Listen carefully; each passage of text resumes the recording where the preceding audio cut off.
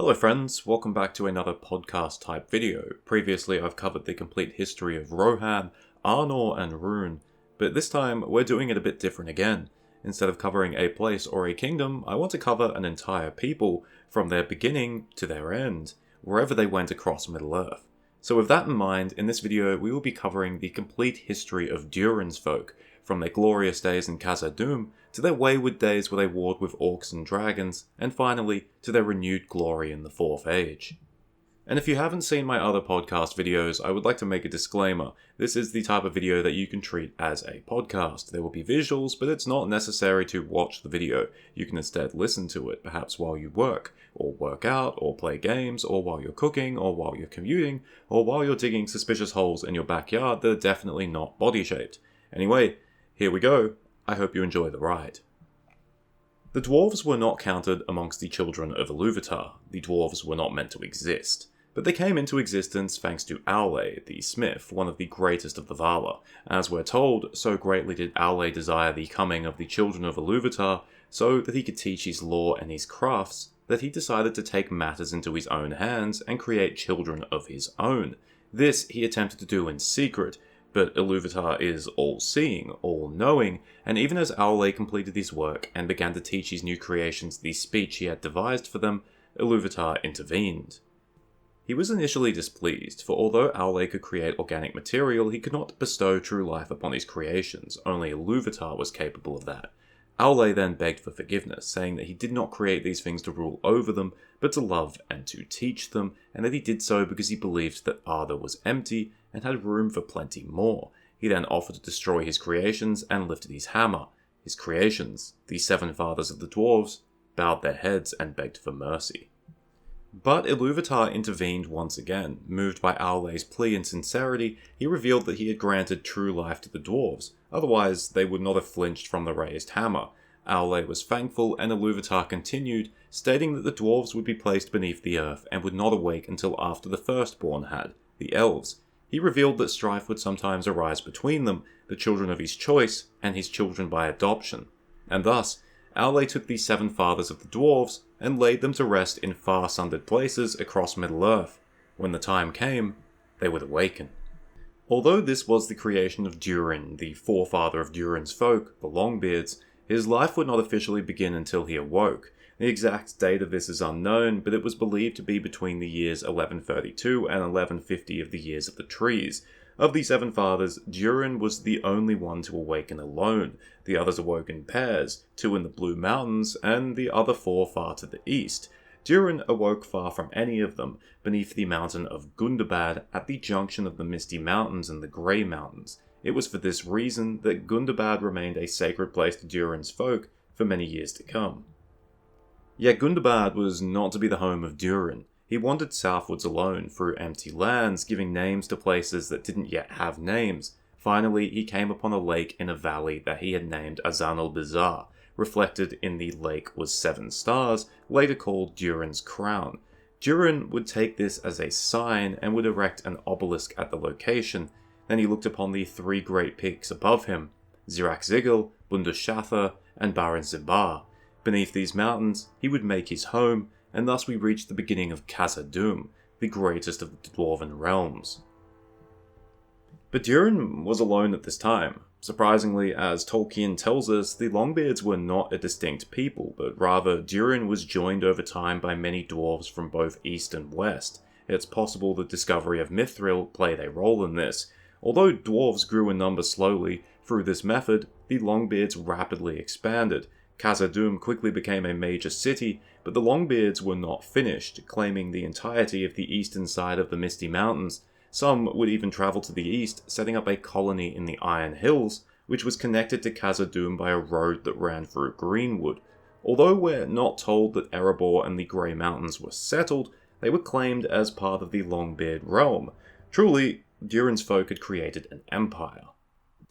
Through these years, Durin was king. He lived far longer than any other dwarf, even surpassing 2,000 years of age, leading to him being called the Deathless. However, sometime near the end of the First Age, Durin the Deathless did die, and his body was entombed, where it would lay perfectly preserved. As we're told, the spirit of Durin would sometimes return to his body and he would live again and become king as Durin II, and eventually all the way to Durin VII, the last. But I'm getting ahead of myself here. The First Age was a ruinous time for many peoples, especially in the west and Beleriand. Not for Durin's folk, however, who prospered greatly during this time. They did suffer some attacks from orcs during the time of Morgoth's captivity, especially on their northern holdings, but when Morgoth returned to Middle-earth and the Great Wars in Beleriand kicked off, he withdrew all his forces to Angband, and the Longbeards had peace. It was during these years where the Longbeards would encounter men, leading to a long and fruitful partnership, remnants of which could be observed even into the Fourth Age. In Khazad-dûm, the Longbeards lived in proximity to the Nandor elves who lived in the forest that would later be called Lothlorien, but both groups were secretive, and although relations were cordial, they would not improve until many years later at the urging of the Noldor. However, when men, the Northmen specifically, began to arrive and settle in the lands that would be known as Rovanion, relations were quickly established with the dwarves. The Longbeards were a proud folk, but they were also wise, and they recognized that the Northmen were eager to learn from them. Thus, the Longbeards realized that both peoples could be of mutual benefit to each other. This partnership led to a booming local economy. Men would work for the dwarves as the chief providers of food, as herdsmen, shepherds, and land tillers, all the work that dwarves found toilsome. In exchange, dwarves would work for men as builders, road makers, miners, and as the crafters of tools and weapons, all the work that dwarves loved. It's said that the Longbeards often had the better deal in these exchanges, but the Northmen couldn't be choosers. They were primitive by the standards of dwarves, and their encounters with dwarves in the east hadn't been friendly, so the Longbeards were a welcome change. This alliance was cemented in the early days of the Second Age. These lands were at peace for centuries, but when Morgoth fell, masterless hordes of orcs, well armed and numerous, fled eastwards, and naturally they began to attack the Longbeards and the Northmen. Once again, both sides were of mutual benefit to each other. While the Longbeards were some of the greatest warriors in Middle-earth, they were always outnumbered by the dwarves. Meanwhile, the Northmen were valorous and numerous, at least compared to Durin's folk, but they lived in small, poorly defended communities and lacked the proper weapons of war. So the Longbeards armed the Northmen and built for them proper defences. With their homes secured, the Northmen could go on the attack. They were tamers of horses, an art that the Longbeards could not do, and their scouts would ride far afield. When an orc raid was sighted out in the open, the Northmen would ride forth, surround them with horsed archers, and destroy them. The partnership became known as the Alliance of Dwarves and Men in the North, and both sides grew to respect each other, and there was even friendship between them. It's because of this friendship that the Longbeards began to learn the speech of men. While they weren't unwilling to teach Khuzdul to the Northmen, it was a simple fact that men found it difficult to learn. One interesting fact is that the dwarves never revealed their true Khuzdul names to outsiders, and so they began to take names in the Northman language. This custom would continue even into the Fourth Age. Gimli was not Gimli's real name, but merely an adopted name. Even Durin's name was a Northman adaptation, and it's believed to have meant king in the Northman language of the time. Morgoth's defeat didn't just bring orcs eastward. In fact, in the year 40 of the Second Age, Khazad-dûm found its population swelled by the Broadbeam and Firebeard dwarves coming from Ered Luin. The War of Wrath had utterly destroyed the land of Beleriand, and in that ruin, the dwarven cities of Nogrod and Belagost had been destroyed. Unable to salvage their cities, most of the dwarven population in the Blue Mountains soon made their way to Khazad-dûm, although some would remain behind on the eastern side of the Ered Luin for many ages to come.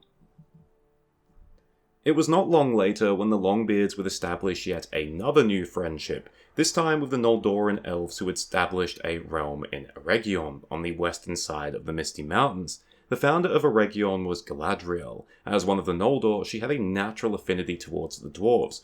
Both peoples were legendary crafters, but in the dwarves she also saw the finest warriors that could be used against any remnants of Morgoth's evil. Her husband, Celeborn, was far less friendly with dwarves, owing to the fact that the dwarves of Nogrod had sacked Doriath in the First Age.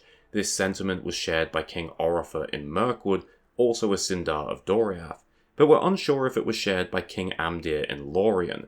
This was unfair to the Longbeards, as they had not taken part in the sack of Doriath. Regardless of the issues with the Sindar, the Longbeards quickly formed a partnership with the Noldor of Eregion. The most famous pairing that emerged was between Celebrimbor, the grandson of Feanor, and a dwarf named Narvi. Together, the two would create the legendary Doors of Durin, that would become the west gate of Khazad-dûm, the Holland Gate. While Narvi crafted the doors, Celebrimbor would create the Ithildin inscriptions that could only be seen in starlight and moonlight. In case you're wondering, these were the same doors encountered by the Fellowship of the Ring over 5,000 years later. Unfortunately, the prosperity and friendship with peoples on both sides of the mountains would not last forever. So it was that during the reign of Durin III in the middle of the Second Age, Anatar, Sauron, came to Eregion and instructed Celebrimbor and his smiths to create the Rings of Power. Sauron was intending on enslaving the elves, but Celebrimbor became aware of Sauron's plans after he crafted the 3 Elven Rings. Sauron demanded that Celebrimbor relinquish all the Rings of Power. Celebrimbor refused. War became inevitable. In 1695 of the Second Age, Sauron's forces invaded Eriador and besieged Eregion. In 1697, Eregion fell, Ostin Ethil was sacked, Celebrimbor was killed, and the 16 Great Rings of Power was seized by Sauron. Elrond Half-Elven, leading a force from Lindon, attempted to save Eregion but was unable to, and now found himself facing the full wrath of Sauron's forces. But as Sauron pursued Elrond northwards, the Longbeards, joined by the elves from Lorien, attacked Sauron in the rear. He wheeled his armies around and drove his enemies back, but both the dwarves and elves retreated into Khazad-dûm, shutting the doors behind them. Sauron could not get in, and the distraction had given Elrond enough time to escape northwards, where he would establish the hidden refuge of Imladris, Rivendell. The Longbeards would play no further part in the war, having sealed the West Gate shut behind them, but the small part they did play was enough to enrage Sauron, who instructed his forces across Middle-earth that they should attack Durin's folk whenever they had the opportunity. Although Sauron would soon meet defeat in the War of the Elves and Sauron at the hands of the Númenóreans, his servants, especially his orcs in the north, were all too eager to carry out his plans. Unfortunately, the Longbeards didn't just lose their ally on the western side of the mountains, they also lost an ally on the eastern side of the mountains. While the Longbeards were distracted in the west, orcs began to pour into Rhovanion from the north, and wicked men that were subservient to Sauron began to pour into Rhovanion from the east. The Northmen, valued friends and allies of the Longbeards, were left on their own, and were brought to the brink of destruction. By the time the storm had passed, few of the Northmen remained, and they were impoverished, reduced to dwelling in the eaves of greenwood or in caves in the mountains. The years directly following the War of the Elves and Sauron would see the end of Longbeard dominance of the northern lands. Having retreated into Khazad-dûm for safety, the Longbeards were unable to react to save their northern holdings. Gundabad, a holy site to all dwarves, was seized by orcs. The northern Misty Mountains became a battleground, and the Ered Mithrin, the Grey Mountains, were also infested. This resulted in the temporary loss of communication between Khazad-dûm and their holdings in the Iron Hills. Unfortunately, our history of the Longbeards goes dark around this time. Bereft of allies on both sides of the mountains, Khazad-dûm became more isolationist, and it's said that its people began to dwindle and some of its halls were already dark. We also know that the Longbeards received a Ring of Power during this time. Although the Longbeards maintain that Celebrimbor personally gave Durin III a Ring of Power, other accounts suggest that it was Sauron. Like all of the other dwarven clans, the Longbeards would use their Ring of Power to amass further wealth at the cost of increasing their greed. And even more unfortunately, our next mention of the Longbeards comes almost 2,000 years later. When Sauron attacked Gondor in 3429, he began the War of the Last Alliance. When the Last Alliance, consisting of the Elves of Lindon and the Men of Arnor, crossed the Misty Mountains, they were joined by an army of Longbeards from Khazad-dûm.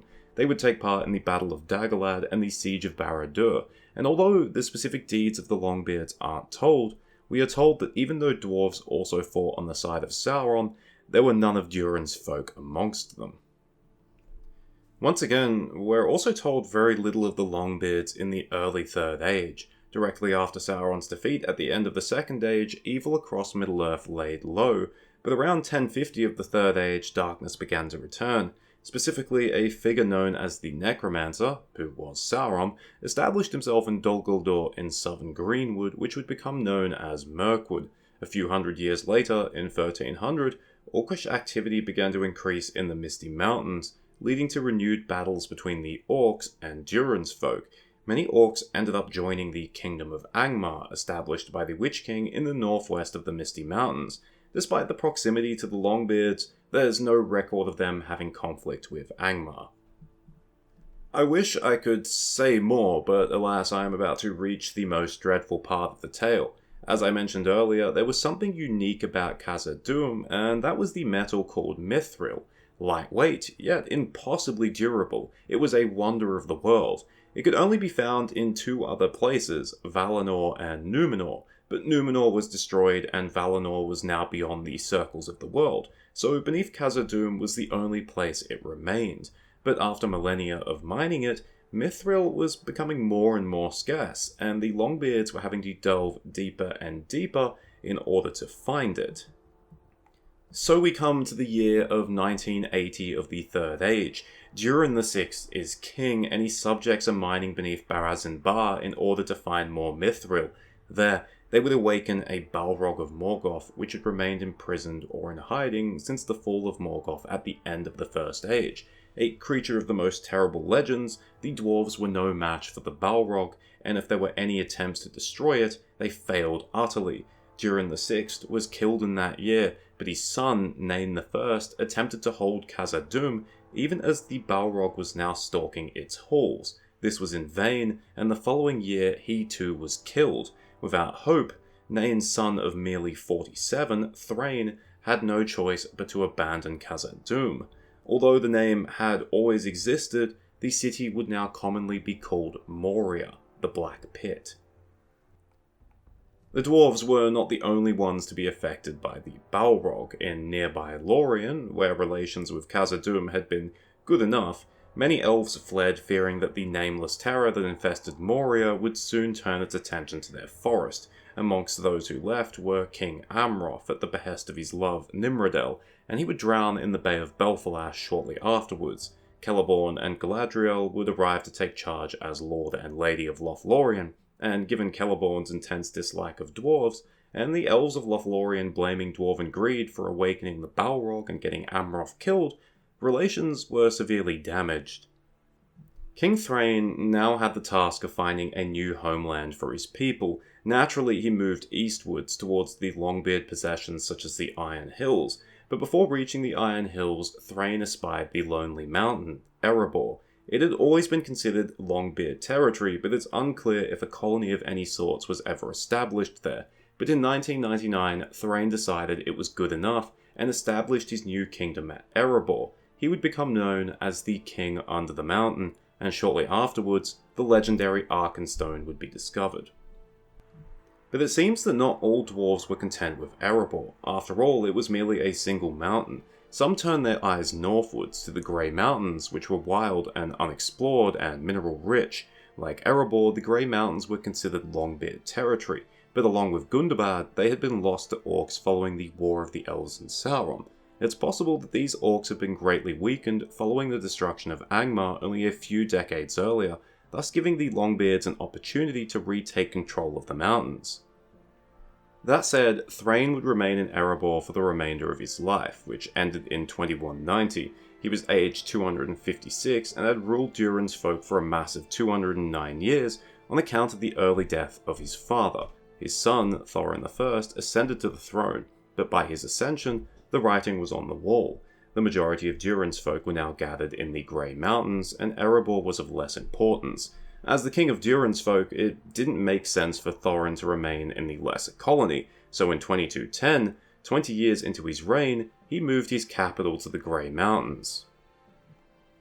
Once again, we enter a lull of information when it comes to the Longbeards, although to be fair, during the Watchful Peace there isn't a lot to be said about a lot of places. Thorin ruled until 2289, dying at the age of 254. He was succeeded by his son Glóin, who ruled until 2385, dying at the age of 249.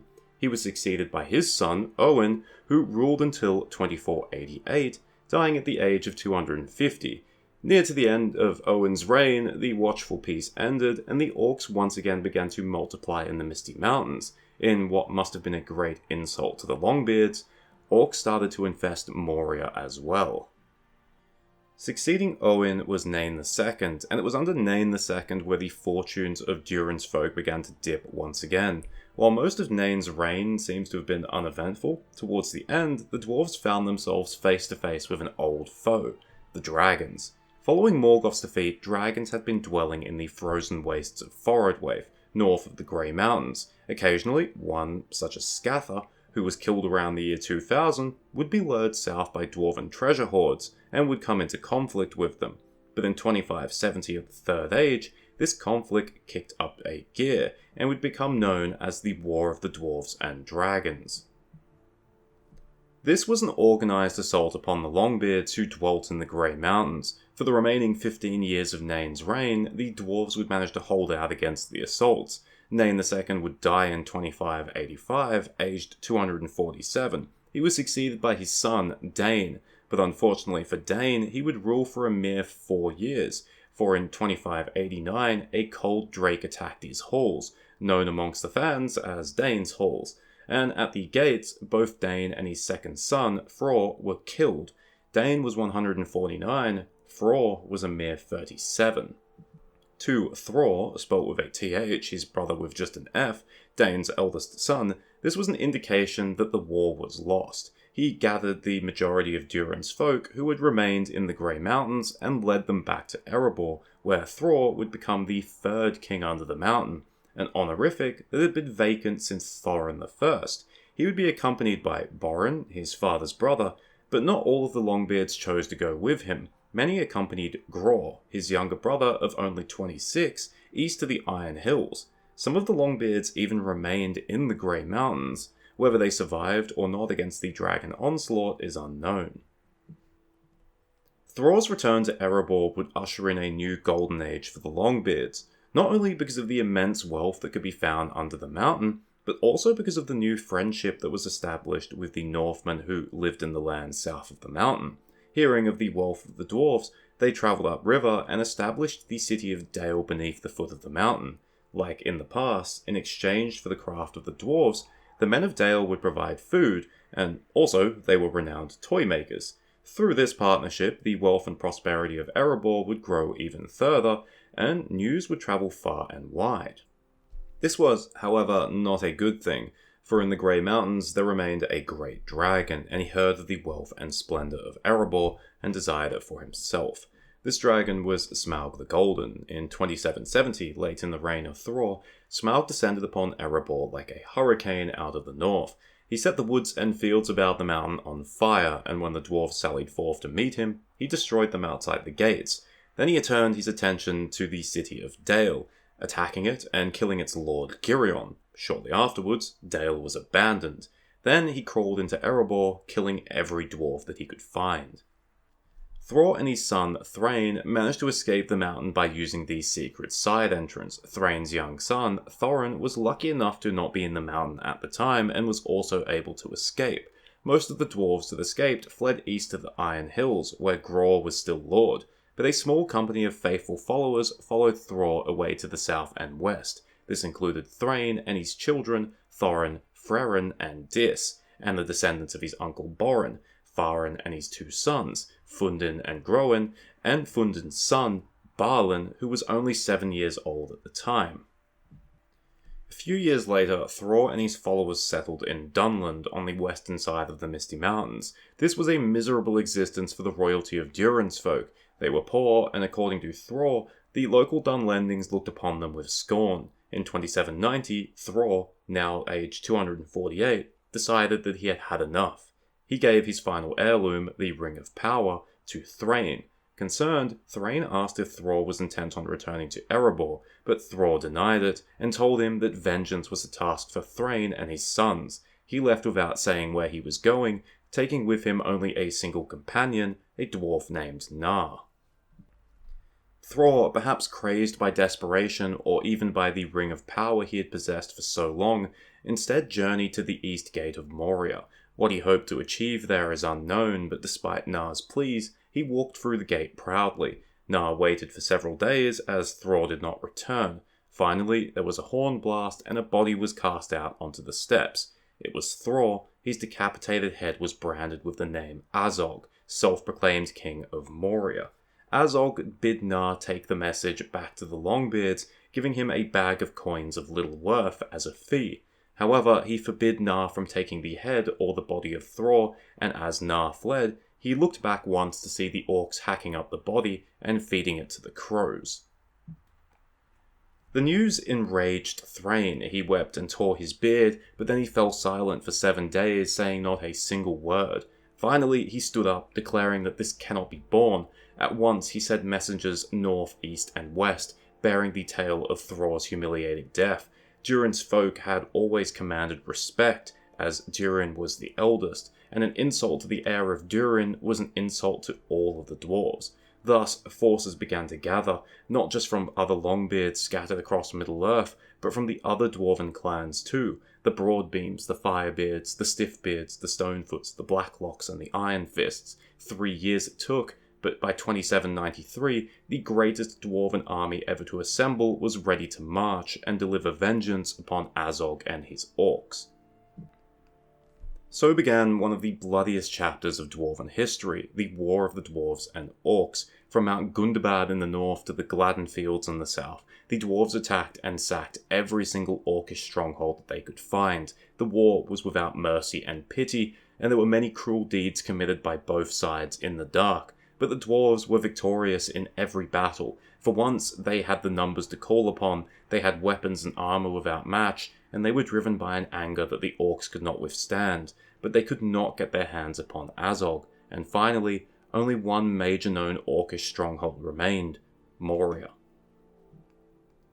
In 2799, 6 years into the war, the dwarven army assembled in the valley of Azanul-Bizar beneath Moria. Seeing the gates of their ancient city inspired them, but getting there would not be easy. The orcs had assembled on the slopes above, their numbers bolstered by all the forces that Azog had held back in reserve, so that they now outnumbered their foes. It was also a cold winter's day without sunlight, and the orcs held the upper ground. They did not waver. Despite the disadvantages, the dwarves attacked, beginning the Battle of Azanul-Bizar. Perhaps predictably, the battle did not start well for the dwarves. Thrain led the vanguard, but they were beaten back with heavy losses into some woods near Khaled Zaram. There, Frerin, his youngest son, aged only 48, was killed, alongside Fundin, the father of Balin and Dwalin. Thrain was wounded in the leg and blinded in one eye. His son and heir, Thorin, was also wounded, and his shield was broken, leading to him wielding an oaken branch as a shield, leading to the name Oakenshield.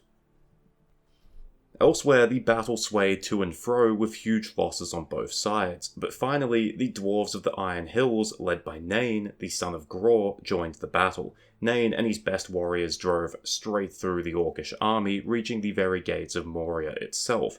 There, Nain called forth Azog, intent on avenging his uncle, and to his credit, the great orc came forth. Azog's guards then battled Nain's company as the two faced off themselves, but Nain was tired and half-blind from rage, and Azog was fresh and full of cunning. At last, Nain made one desperate attack, which Azog dodged, and then he kicked out Nain's feet, causing his weapon to splinter against the rock. Then Azog tried to behead Nain, and although Nain's armour withstood the blow, the force was great enough to break his neck, killing him. Azog's moment of triumph lasted mere seconds, for then he looked upon the battle and saw that these forces were being completely routed and that those who could escape were already fleeing south. He then himself turned to flee into Moria, but he was pursued by a single dwarf wielding a red axe. It was Dain Ironfoot, Nain's young son. He caught Azog just before the gate and then beheaded him. The battle was over, and vengeance had been won. Yet when Dain came down from the gate, he did not come down as one who had just performed a heroic deed. Instead, he was grey in the face, as if he had just experienced something terrible. Azog's head was placed upon a pike, and a small bag of coins was stuffed into his mouth, a final insult to the usurper king of Moria. That said, there was no victory song or feast, as the dead were beyond the count of grief. Of the dwarven army that had assembled, barely half were able to stand or had any hope of healing. In normal circumstances, dead dwarves were buried in stone, but the dead were so many that this was beyond the capability of the surviving dwarves. In a break from custom, they stripped the dead of their weapons and armor and burned them using wood from the valley, rather than leaving them to the vultures. This became something of an honor to future dwarves. One could say proudly of one of their sires that they were a burned dwarf. They had died, satisfying the honor of all dwarves. Thrain alone was hopeful after the victory, claiming that Khazad-dûm could now be reclaimed. The other dwarven clans were less satisfied. Vengeance had been achieved, but they had not promised to help reclaim Khazad-dûm. They had taken many losses, and without treasures and riches to show for it, they were keen to return to their homes. Unfortunately for Thrain, it wasn't just the other dwarven clans who were unwilling to follow him into Khazad-dûm. Dain Ironfoot revealed the terror that he had sensed lurking just beyond the gate, and reminded Thrain of the existence of Durin's Bane. It would take a power greater than the dwarves to finally deal with that menace. So it was that the dwarves dispersed, and Thrain, alongside Thorin, returned to Dunland. After a few years they left to wander Eriador, eventually settling in the east of the Blue Mountains. Here, many dwarves of several clans still dwelt, and far from any danger, the Longbeards that had accompanied Thrain began to recover in strength.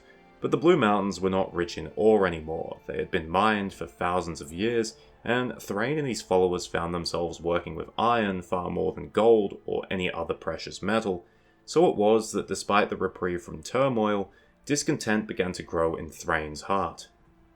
It's possible that this discontent may have arisen due to the ring of power that Thrain possessed. The king of Durin's folk had always used these rings to gather enormous amounts of wealth, for although the dwarves were resistant to many of the effects of the rings of power, the rings did inflame their greed for gold and precious things. If they lacked these things, then all other good things seemed profitless, and this filled them with wrath and a desire for vengeance on those who deprived them of those things. And as Thror had said before his final journey, the ring needed gold to breed gold, and Thrain had very little gold. So much like Thror, Thrain's thoughts returned to long-lost glories. In 2841, Thrain could take it no more. Saying little to Thorin, he said farewell and departed, taking a few companions, Balin and Dwalin among them. Thrain was intent on returning to Erebor. What exactly he hoped to achieve there was unknown, but it didn't matter, as he never made it there. The journey was a disaster from the beginning, and that was thanks to Sauron. He wished to repossess the Dwarven Rings of Power. 2 he had managed, the other 4 had been consumed by dragons. But he was aware that Thrain carried the final one. So, from the moment he left, Thrain was harassed by Sauron's servants, wolves, orcs, birds. As a result, his progress was slow, 4 years passing, and he still had not made it to Erebor. On that 4th year, 2845, Thrain and his companions camped in the eaves of Mirkwood, taking shelter from heavy rain. But in the morning, Thrain was gone, and although his companions searched for him for many days, they could not find a trace of him. Defeated, they had no choice except to return to Thorin in the west. Little did they know, Thrain had been captured by Sauron's servants and was brought to Dol Guldur, where he was imprisoned. His ring of power was taken from him, and then he was left to rot in the deepest, darkest dungeons of that fortress. It's likely Thrain's fate would have been a complete mystery, if not for the fact that 5 years later, Gandalf journeyed to Dol Guldur once again. Not only did he confirm that the necromancer was indeed Sauron, but he also discovered Thrain in the dungeons. At the time, Gandalf didn't know who the dwarf was, as Thrain had forgotten his own name on account of the torments that he had been put through for the last 5 years. This meeting was not fruitless, as before he died, Thrain gave to Gandalf a map of Erebor, the same one that Thror had given him, and a key, the one that could open the secret entrance. Meanwhile, back in the Blue Mountains, with Thrain presumed dead, Thorin II Oakenshield became king of Durin's folk. At this time, Thorin was content. Through hard work, the prosperity of his dwarves had increased. Many wandering dwarves had joined him, his halls had grown fair and were filled with stores of goods. But despite the peace and prosperity, he and people could not ignore the fact that the wealth they had amassed could hardly be compared to that of Erebor, and they began to sing songs that spoke of the lonely mountain far away. So, like Thrain, Thorin began to think of a way back. But he was not delusional. He needed armies and weapons and alliances, but there were none to be had, and this angered him. He endured this anger for almost 100 years, but in early 2941, while returning westward from an unnamed journey, Thorin stayed in Bree for a night, and there he encountered Gandalf. Like Thorin, Gandalf too was concerned about Smaug and Erebor. Specifically, Gandalf was worried that the Free Peoples in the north were too weak. If Sauron wanted to invade Eriador and reclaim Angmar, only the dwarves of the Iron Hills were there to resist him. Beyond that was Smaug, and Gandalf was also worried that Sauron and the dragon might cut some sort of deal. So Gandalf too wished to deal with Smaug and wanted to see the restoration of Erebor and Dale. This was how the quest for Erebor began. Thorin was still interested in the idea of using an army against Smaug, but Gandalf was against this, believing that it would simply be destroyed by the dragon. Instead, Gandalf proposed a far different, far more interesting, and to Thorin, a far more baffling idea: the use of a burglar, a hobbit that Gandalf had taken interest in, called Bilbo Baggins. Thorin was obviously reluctant, but fortunately for Gandalf, he remembered the map and key that had been given to him by the dying dwarf in Dol Guldur, and finally he made the connection that it must have been Thrain. Revealing the map and key was enough to convince Thorin to go along with the idea of the secretive quest, but he still had doubts about Bilbo. Gandalf himself later admitted that he, like Thorin, didn't really have a plan. He just knew that if Bilbo didn't go with Thorin, then the quest would fail. And fortunately again for Gandalf, although Bilbo had changed since he last saw him, he was still willing to join up with the quest. So Thorin set forth with 14 companions: Gandalf, Bilbo, his nephews, Fili, who was his heir, and Kili, his cousins, Balin, Dwalin, Glóin, and Owen, his more distant cousins, Dori, Nori, and Ori, and 3 other members of Durin's folk, although unrelated to him: Bifur, Bofur, and Bombur. The quest was a comedy of errors. The dwarves were almost eaten by trolls and had to be saved by Gandalf. They were taken prisoner in Goblin Town and once again had to be saved by Gandalf, who slew the Great Goblin. This is where Bilbo would encounter Gollum and would find the One Ring. Afterwards, the company would encounter spiders in Mirkwood and would then be captured by Thranduil's elves after bumbling around like idiots. And then they had to be rescued by Bilbo. But upon reaching Lake Town, Esgaroth, a mannish settlement south of the ruins of Dale, the dwarves were retreated as heroes and given supplies for the last stage of the quest. Upon reaching Erebor, the dwarves were narrowly able to avoid being spotted by Smaug, although their ponies weren't so lucky. They were also lucky enough to find the secret entrance and unlock it with the key, and Bilbo was sent inside to investigate. His first visit was successful, and he managed to steal a golden cup, but his second visit led to a fateful conversation with the awake and annoyed dragon. Smaug was aware of the dwarves, and Bilbo accidentally let slip that they had passed through Lake Town. Smaug's attempt to destroy the dwarves failed, as they were able to hide inside the secret entrance, so instead, he decided to punish the men of Lake Town. Despite visiting great destruction upon the town, Smaug was killed by a man named Bard, who was a descendant of Girion and heir to the abandoned city of Dale. The death of Smaug meant that Erebor could now safely be reclaimed, but if Thorin thought it would be that easy, then he was mistaken. Bard came to Erebor demanding a share of the wealth to compensate the people of Lake Town who had lost so much. After all, Smaug wouldn't have attacked if not for the dwarves, and also it was Bard that had killed Smaug. However, accompanying Bard and the Lakemen were less welcome guests, King Thranduil and a force of elves. After delivering aid to the Lakemen, they too had joined Bard to reclaim the treasure, believing that Thorin and his company were dead. But Thorin had been overcome by greed and would not part with any of the wealth, especially when the elves were present who didn't have a legitimate claim, and also Thranduil had recently imprisoned Thorin. So Thorin barred himself in Erebor, where he was besieged, but he was not without a plan. He sent messenger ravens out to any nearby dwarves, and they were received by Dane Ironfoot, Lord of the Iron Hills. He set forth and arrived outside Erebor with 500 soldiers, most of them veterans of the War of the Dwarfs and Orcs from 150 years ago. Battle would have been joined, elf and man against dwarf, if not for the intervention of Gandalf, who had returned from the White Council's attack on Dol Guldur. He revealed that orcs from the Misty Mountains and the Grey Mountains, led by Bolg, the son of Azog, were marching on Erebor. They had been drawn to the mountain because A. They wanted to avenge the death of the Great Goblin, and B, news of Smaug's demise had already reached them, and they too wanted the treasure. The Battle of the Five Armies followed. The dwarves put aside their differences with the elves and men and agreed to face the new threat. They arrayed their forces on the two spurs of the mountains, 500 dwarves and several hundred lake men on one side, 1,000 elven spearmen and several hundred more archers on the other.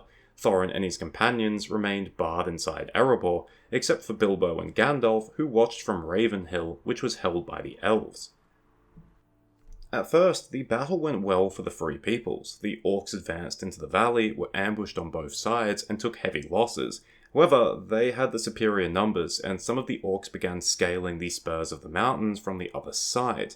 It was then when Thorin and his companions joined the battle, temporarily turning it back in the favour of the Free Peoples. Temporarily, because while Thorin was able to cut his way to Bolg, he was then cut off, and the momentum of the battle shifted back in the favour of the orcs.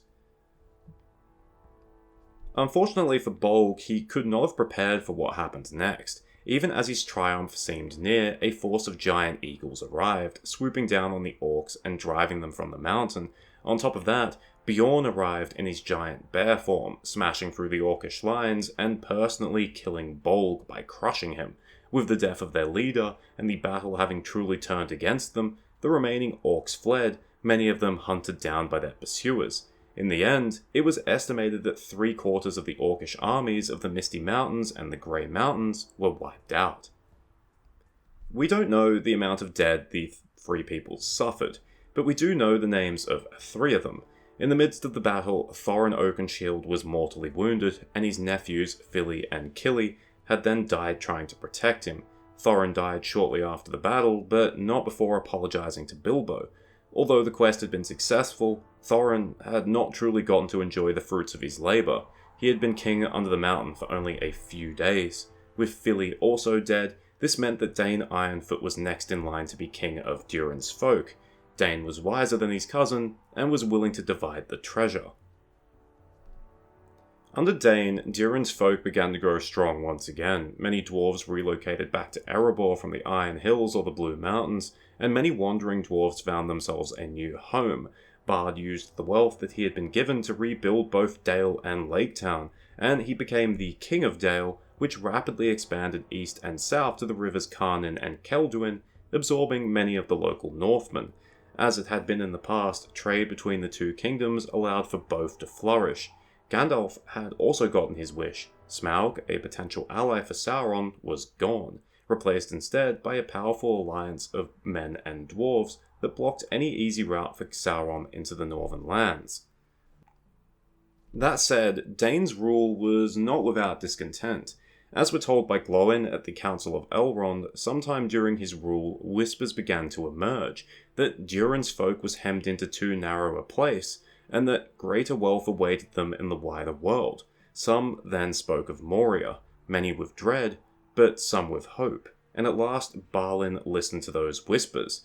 Dane, who had felt the presence of Durin's bane beyond the East Gate, was against the venture, but reluctantly gave leave for Balin to depart. He took Ori and Owen, veterans of Thorin's company, along with many other dwarves, and they departed away to the south. That was in the year 2989, and we know mere pieces of what happened next. Balin and his company were successful in retaking Moria. The orcs of the Misty Mountains were still weak, and they won a victory against them outside the East Gate. They took up their main residence in the 21st Hall, and Balin took up his seat in the nearby Chamber of Marzabul, declaring himself the Lord of Moria. From there, the company branched out, Owen attempting to reach a place called the Upper Armories in the Third Deep, and some attempting to clear a path to the Holland Gate in the west. They would also find plenty of gold, they would find Mithril, and Durin's axe, and presumably his helm as well. Interestingly, the colony seems to have been able to avoid the ire of Durin's bane, the Balrog that still stalked the halls. However, messages back to Erebor ceased shortly afterwards, leading to concern amongst the dwarves there. The fate of Balin's colony would not be discovered until the Fellowship journeyed through the dark. There they discovered that in the November of 2994, the 5th year of the colony, Balin was killed by an orc archer while visiting Kheled Saram. He was 231. While this orc was killed, it turns out he was just a scout. They came down in greater number from the Silver Lode and pushed Balin's company into Moria, where they barred the east gate. This was a temporary respite. The orcs breached the city and took the first hall. Balin's company was also unable to hold the bridge of Khazad-dûm, and the remnants, possibly led by Ori and Owen, retreated back to the 21st hall. With no hope of escaping to the east, Owen took a group of dwarves to see if they could escape through the Holland Gate, but the water outside came right up to the doors, and Owen was taken by the Watcher in the water. 5 days later, only 4 of his company returned. Finally, the colony made a last stand in the chamber of Marzabul. Ori recorded their final moments in the Book of Marzabul, and shortly afterwards, they perished to the last. 24 years later, news of Balin's company was half the reason why Gimli and Glóin, who was Owen's brother, were sent to Lord Elrond in Rivendell. Like everyone else, Elrond had heard nothing. The other half of the reason why they were sent was because Sauron had sent messengers to Erebor. Sauron, whose power had newly arisen in Mordor, wished for any information concerning hobbits, who he was aware the dwarves had dealings with.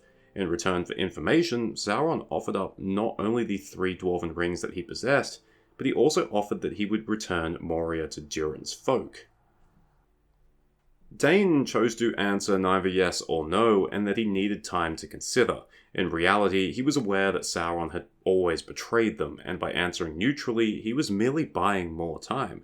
Since then, the messenger had returned twice, receiving the same answer on both occasions, and finally, he stated that his third and final offer would be before the end of the year, that being 3018. They had also learned that the same messenger had come before King Brand of Dale, and with the Easterlings mustering in great number on his eastern border, the dwarves were afraid that he would yield, hence why Gimli and Glóin were sent to Elrond for advice. While Glóin would return to Erebor, Gimli would not. He would join up with the Fellowship of the Ring, passing through his ancestral homeland, Moria, where Gandalf would kill the Balrog, and probably being the first dwarf to enter Lothlórien in over 1,000 years. He was best known for his close friendship with Legolas, a prince of Mirkwood. This was against the odds, given that it was Legolas's father who had imprisoned his own father many years earlier. Together, they fought alongside Aragorn in Rohan, Gondor, and outside the gates of Mordor itself. At one point during his journey, before the Battle of the Hornburg, Gimli would remark that he would love to have a company of even just 100 dwarves with him. The reason he could not, as it turned out, Sauron's threats against Durin's folk and the men of Dale were not mere bluffs. On the same day Minas Tirith was besieged in the south, an army of Easterlings forced the River Carnan, driving King Brand back to Dale.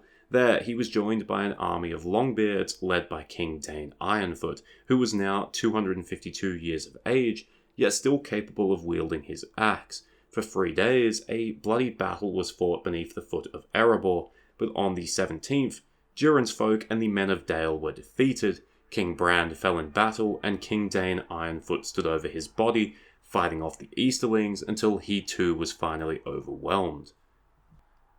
This was a victory for the Easterlings, but it was not decisive, as many dwarves and men had managed to escape into Erebor itself, where they were now led by the new kings, Bard II of Dale and Thorin III Stonehelm. The Easterlings were unable to breach the mountain, so they were forced to settle in for a siege. But on the 25th of March, Sauron was destroyed, and 2 days later, word reached the Easterlings that were besieging the mountain. The news completely demoralized them, and noticing this, the dwarves and men of Dale sallied forth, and this time, they were victorious, and the Easterlings were driven from Dale. They would not trouble Dale again, and both Durin's folk and the men of Dale would send ambassadors to the crowning of King Elessar in Gondor. Both realms would remain friends with the reunited kingdom, and would dwell under the protection of the King of the West. The news of the death of Dain Ironfoot saddened many, especially Gandalf, but to him it also proved how important his chance meeting with Thorin Oakenshield was almost 80 years earlier. Later, while speaking to the hobbits, he would remind them of the importance of the defiance of Durin's folk and of Dale in the north, that if neither kingdom was there, and that if Sauron had been able to ally with Smaug, Sauron's forces might have been able to easily invade Eriador in the north. There would have been dragonfire and savage swords, Rivendell would have been destroyed, and there would be no Queen of Gondor. They would return from victory in the south, only to find ruin and ashes in the north.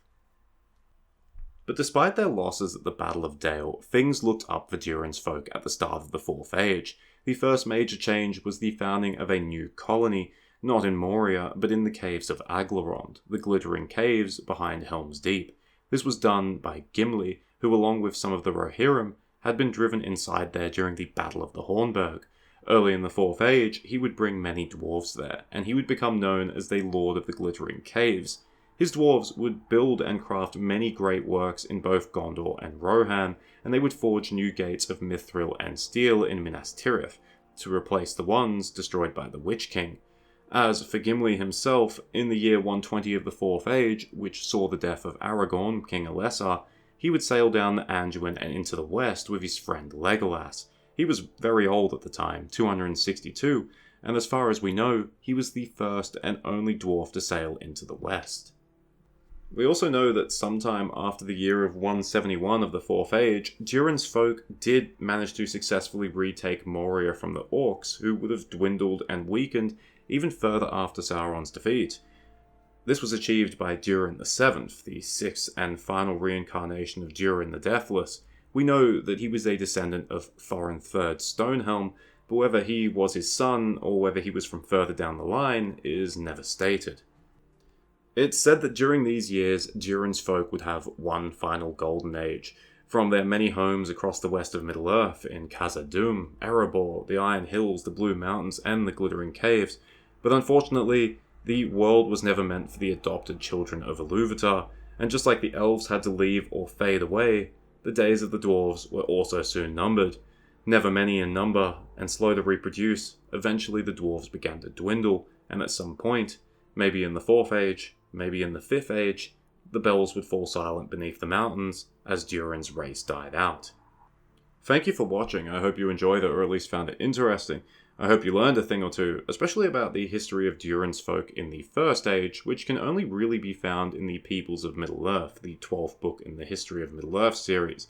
If you have any suggestions for more complete history type videos, please let me know in the comments, but other than that, cheers, farewell, and remember, if you're worried about not finding love, remember that less than 1/3 of dwarf men got married, so it could be worse.